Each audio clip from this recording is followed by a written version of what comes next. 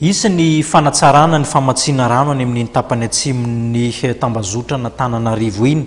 Misy zany ny fananganana fotodrafitrasa izay no heverina fa vahaolana ao anatin'izay tranga izay.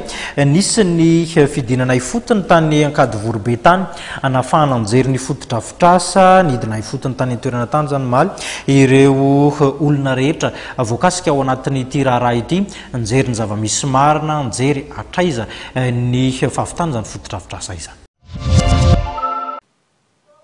Mitetina 4 miliara ariary eo ny tetibidiny fanorenana fotodrafitrasa vaovao any Jirama ety Ankadivorobe entina hanatsarana ny famatsiana rano amin'ny tapany atsimon'ny tambazotra Antananarivo ka ny rano Sisson no ampiasaina amin'izany. Fantatsika amin'izao fotoana izao fa misy problème be zany ny famatsian-drano amin'ny faritra atsimo iny, Tanjombato, Karobato, Mandromena, Amboantsibe, Avlo.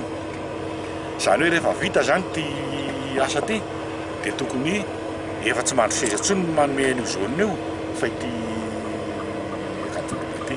Dikan'izay izay rano tokony mandeha any amin'io zone io avy eo mandro seza zany dia efa zaraina amin'ny ety manomboka aty Andorano fotsy sy sisa rehetrarehetra iny amin'ny zany hoe mety tsara zany hatraty Andorano fotsy Karobato Tanjombato iny famatsian-drano amin'izay fotoana izao satria efa miala amin'ny mandro seza le omeny ity amin'izay fotoana izao zany. Izay zany ny ety amin'ny périphérie sud. Vinavinaina ho vitany amin'ny volana martsa 7 ity fotodrafitrasa ity ary rehefa vita dia amatsy ny tahirin-drano na ny réservoir any Avlo, Mandramena, Amboanjibe sy ny manodidina. Isitraka rano fisotro madio ihany koa ny komina Soalandy Ankadivorobe.